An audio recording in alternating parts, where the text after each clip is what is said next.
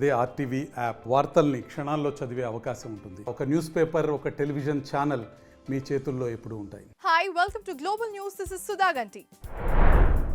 ఆ ఊర్లో అక్కడక్కడ ఇళ్ళు ఉంటాయి, కానీ వాటిలో ఎవ్వరూ ఉండరు. ఎటు చూసినా చెట్లు తుప్పలే కనిపిస్తాయి. అందమైన రోడ్లు ఉన్నా వాటిని ఆక్రమిస్తూ మొక్కలుంటాయి. అంత నిశ్శబ్ద వాతావరణం ఉంటుంది. అందుకే ఆ టౌన్ గోస్ట్ టౌన్ గా పిలుస్తారు. ఆ ప్రాంతమే అమెరికాలోని సెంట్రలియా. అక్కడ 62 ఏళ్లగా ఒక మంట రగులుతూనే ఉంది. ఏంటి, నమ్మడం లేదా? ఇంతకీ ఆ మంట కదేంటి? అది ఎందుకు వచ్చింది? వచ్చిన తర్వాత ఏం జరిగింది? పెనిసిల్వేనియా రాష్ట్రానికి తూర్పు తీరంలో ఉంది సెంట్రలియా. ఇక్కడ భూగర్భంలో మండుతున్న జ్వాల ఉండటం ఒక ప్రత్యేకత అయితే, దీనికి ఉన్న చరిత్ర మరొక ప్రత్యేకత. నిజానికి ఇదొక మైనింగ్ టౌన్. 1962కి ముందు చాలా బిజీ అయిన ప్రాంతం ఇది. కార్మికులు కంటిన్యూస్ గా గనుల తవ్వకాలు జరిపేవారు. గనుల్లో నుంచి ఒక మండి పడే పదార్థాలు తీసుకెళ్లి వాహనాల రాకపోకలతో చాలా బిజీగా ఉండేది. ఇక కార్మికులు నివసించేందుకు ఈ పట్టణంలో ఇళ్లు ఉండేవి. రోజంతా ఉదయం నుంచి రాత్రి వరకు అందరూ కష్టపడి సెంట్రలియా భూగర్భాన్ని అయితే తవ్వుతూ ఉండేవారు. ఒక రోజు అనుకోకుండా ఒక ప్రళయం వచ్చింది. ఇళ్లు తగలబడితే మంటలన్నీ ఒక్క రోజులోనే ఆర్పేయచ్చు. అడవి తగలబడితే ఒక్క వారంలో కారు చిచ్చు కంట్రోల్ అవుతుంది. కానీ సెంట్రలియాలో తగలబడుతుంది ఇల్లు, అడవి కాదు, ఒక గని, పెద్ద గని. పైగా దానికి భూగర్భంతో లింక్ ఏర్పడింది. అందువల్ల అది దాదాపు అగ్ని పర్వతంలాగా మారింది. భూమి లోపల నుంచి లావా లాంటి అగ్ని మండిపడుతూ పైకి వస్తోంది. మనం అక్కడికి వెళ్లి చూస్తే మనకి మంట కనిపించదు. భూమిలోంచి పొగ వస్తున్నట్లు మాత్రమే కనిపిస్తోంది. మంట ఉన్న ప్రదేశానికి మనం మూసేద్దామని ప్రయత్నిస్తే వీలు కాదు. ఎందుకంటే మంటలతో పాటు వస్తున్న గ్యాస్ పైకి తన్నేస్తుంది. దీంతో భూకంపం వచ్చినట్లు ఆ ప్రాంతంలో పగుళ్లు ఏర్పడ్డాయి. అక్కడ నివసించడం ప్రమాదకంగా మారింది. అందంగా లేనా, అసలేం బాలేనా? ఏంటి, గోదావరి సినిమాలో పాట పాడుతున్నానని అనుకుంటున్నారా? ఇది పాట కాదండోయ్. ఇలాంటి ఫీలింగ్స్ మన మీద మనకే తరచూ వస్తుంటే అదొక మానసిక రుగ్మత అంటారు. అవును, మనిషికి ఆత్మ న్యూన్యతకు మించిన ప్రమాదకరమైన జబ్బు మరొకటి లేదు. ఈ డిజార్డర్ పేరు డిస్మార్ఫియా. ప్రముఖ డైరెక్టర్ కరణ్ జోహార్ ఇటీవలే డిస్మార్ఫియా డిజార్డర్ తో బారిన పడ్డాడు. అంతేకాదు, అప్పటి నుంచే ఈ రుగ్మతపై చాలా చర్చ జరుగుతోంది. ఇంతకీ ఏంటి ఈ బాడీ డిస్మార్ఫియా? బాడీ డిస్మార్ఫియా డిజార్డర్ తో బాధపడే వ్యక్తి శరీరాకృతి తీరులోని లోపాల గురించి బాధపడుతూ ఎక్కువ సమయం గడుపుతూ ఉంటాడు. ఈ లోపాలు ఎదుర్కొనే వాళ్ళకి ఎదుటి వాళ్ళు ఎవరైతే ఉంటారో కూడా వాళ్ళు గుర్తించలేరంట. అండ్ ముఖ్యంగా టీనేజర్స్, యువకుల్లో ఎక్కువగా కనిపించే రుగ్మత ఇది.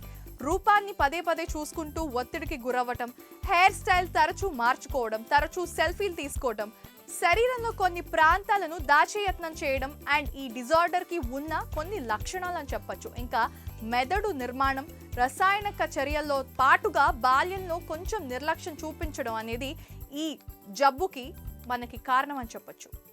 డిస్మార్ఫియా డిజార్డర్ తో బాధపడిన వాళ్లలో మైకేల్ జాక్సన్ ఒకడు. అతనికి తన ముక్కు నచ్చలేదు. దానివల్ల లెక్కకు మించి ప్లాస్టిక్ సర్జరీలు చేసి చివరకు ప్లాస్టిక్ ముక్కు అంటించారని వచ్చింది. ఇంకా మగవారికి తమ జుట్టు, కళ్ళు, భుజాలు వీటిలో ఏదో ఒకటి అస్సలు బాగాలేదనే భావన బాల్యం నుంచే ఉంటుంది. ఇంకా టీనేజ్ నుంచి వచ్చిన ఇది స్థిరపడిపోయి ఉంటుంది. ఇంకా ఆడవాళ్లకు తమ కళ్ళు, ముక్కు, పెదవులు, శరీర రంగు వీటిలో ఏదో ఒక అవయవం గురించి అసంతృప్తి ఏర్పడుతుంది. నిజానికి లోకంలో ఎవరు చక్కగా చిక్కినట్లుగా లేకపోతే నిజంగా ఒక బొమ్మలా ఎలా ఉంటారు చెప్పండి? ఇది అందరూ గుర్తుపెట్టుకోవాల్సిన విషయం. అదొక కప్ప జాతి. ఆస్ట్రేలియాలోని సిడ్నీ నగరానికి ఉత్తరంగా ఉండే ఒక క్రూరాంగల్ ద్వీపంలో ఇవి నివసిస్తాయి. ఈ జాతిలోని ఆడకప్పలు ఆకుపచ్చ రంగులో, మగ కప్పలు బంగారు వర్ణంలో మెరిసిపోతూ ఉంటాయి. మగ కప్పలతో పోలిస్తే ఆడకప్పలు మరింత ఆకర్షణీయంగా కనిపిస్తాయి. అయితే బయటకు అందరూ కనిపించే ఆడకప్పల దినచర్య మాత్రం భయంకరంగా ఉంటుంది. అందుకే ఆ కప్పలను ప్రపంచంలోనే అత్యంత ప్రమాదకరమైనవిగా పరిశోధకులు భావిస్తూ ఉంటారు. తమ సంతానోత్పత్తిని వృద్ధి చేసుకోవడంలో భాగంగా ఆడకప్పలు మగ కప్పల జత కోసం వెతుక్కోవడం మొదలు పెడతాయి. తమకు తగ్గ జోడీని ఎంచుకోవడానికి మగ కప్పలు సింగింగ్ కాంపిటీషన్ నిర్వహిస్తాయి. తమకు నచ్చే విధంగా మగ కప్పలు పాడితే మెచ్చి శృంగారంలో పాల్గొంటాయి. మగ కప్ప గొంతు నచ్చకపోతే అప్పటికప్పుడే దాన్ని నోటితో నవిలి మింగేస్తాయి. ఎంత దారుణమో కదా. కొన్నిసార్లు మగజాతిని చూస్తే అందుకే జాలనిపిస్తుంది. వారి గురించి ప్రశ్నించే గొంతే లేదు. ఇక్కడ అటు ఆడ కప్పలు ఇంకా మగ కప్పలు గొంతు నచ్చకపోతే చంపేయడం ఏంటండి? నిజానికి మగ కప్పల కంటే ఆడకప్పల శరీరం, నోరు పెద్దగా ఉంటుంది. అందుకే అవి మగ కప్పలను మింగేస్తాయని చెప్పేసి పరిశోధకులు అంటూ ఉంటారు. మగ కప్పలు సాధారణంగా 2 అంగుళాల వరకు పెరిగితే ఆడ కప్పలు 2.75 అంగుళాల నుంచి 3 అంగుళాల వరకు పెరుగుతాయట. ఇంకా కూరగాన్ ద్వీపంలో అడవుల్లో మగ కప్పలు క్రమంగా తగ్గిపోవడంతో శాస్త్రవేత్తలు ఈ దశగా పరిశోధనలు చేపట్టారు. ఇక క్రమంలోనే ఈ విషయం బయటపడింది. సాధారణంగా అందరూ ఎక్కువ కాలం బ్రతకాలని కోరుకుంటారు. పెద్దలు కూడా నిండు 100 ఏళ్లు జీవించాలి అంటూ ఆశీర్వదిస్తూ ఉంటారు. కానీ ప్రస్తుతం మాత్రం సంపూర్ణంగా జీవించే పరిస్థితులు లేవు. తినే ఆహారం, వాతావరణ మార్పుల వల్ల మనిషి ఆయుష్ క్రమంగా తగ్గిపోతోంది. అందుకే మనుషుల జీవిత కాలాన్ని పెంచాలనే ఉద్దేశంతో సైంటిస్టులు తీవ్రంగా శ్రమిస్తున్నారు. ఈ క్రమంలోనే కొన్ని మెడిసిన్స్ తయారు చేస్తున్నారు. అలాగా క్రియేట్ చేసిన ఒక ఔషధం అందరి దృష్టిని ఆకర్షిస్తోంది.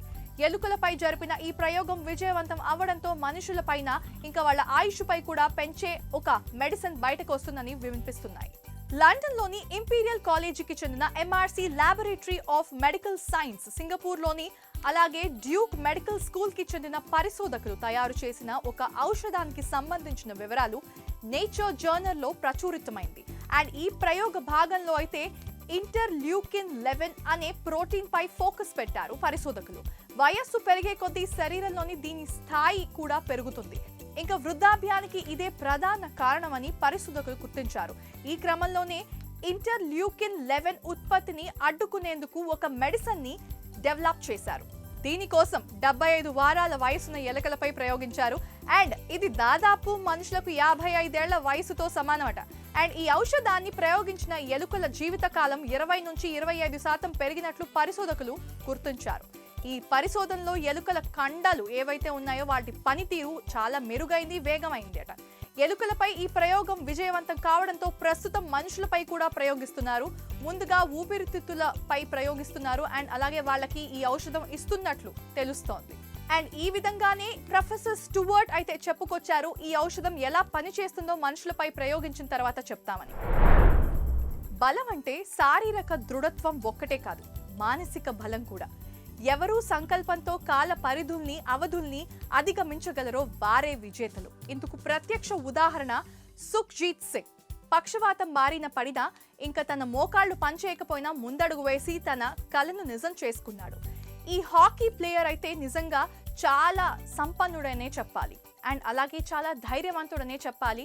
అండ్ దృఢంగా తన పనిని తను చేసుకుంటున్నాడని చెప్పాలి. త్వరలో ప్రారంభం కానున్న 2024 ప్యారిస్ ఒలింపిక్స్ లో టీమిండియా జట్టులో స్థానం దక్కించుకున్న ఇతను అయితే తను నిజంగానే స్పోర్ట్స్ ఆడేందుకు స్పోర్ట్స్ లవర్స్ అందరికీ ఒక ఎగ్జాంపుల్ ని పెడదామనుకుని ముందుకు సాగుతున్నాడు. ఇక పంజాబ్ లోని జలంధర్ 1996 లో పుట్టిన సుఖ్జీత్ సింగ్ పోలీస్ టీం తరపున హాకీ ఆడే తండ్రిని చూసి చిన్ననాటి నుంచే తన ఆట గురించి తెలుసుకున్నాడు. అండ్ ఆ ఆటపై మక్కువ పెంచుకున్నాడు. 6 ఏటనే హాకీ స్టిక్ చేతబట్టి ఓనమాలు నేర్చుకున్నాడు. నాటి నుంచి తండ్రి ప్రోత్సాహంతో భారత జట్టులో చోటు లక్ష్యంగా శ్రమించాడు, సాధించాడు కూడా. అంచెలంచెలుగా ఎదుగుతూ లక్ష్యాన్ని చేరువగా సాధించాడు. అండ్ లక్ష్యానికి కూడా వచ్చాడు. కానీ తానొకటి తలిస్తే దైవం ఒకటి తలిచినట్లు పక్షవాతం రూపంలో ప్రమాదం ముంచుకొచ్చింది. 6 ఏళ్ల క్రితం వెన్నునొప్పి బారిన పడిన సుఖ్జీత్ కుడికాలు తాత్కాలికంగా పక్షవాతానికి గురైంది.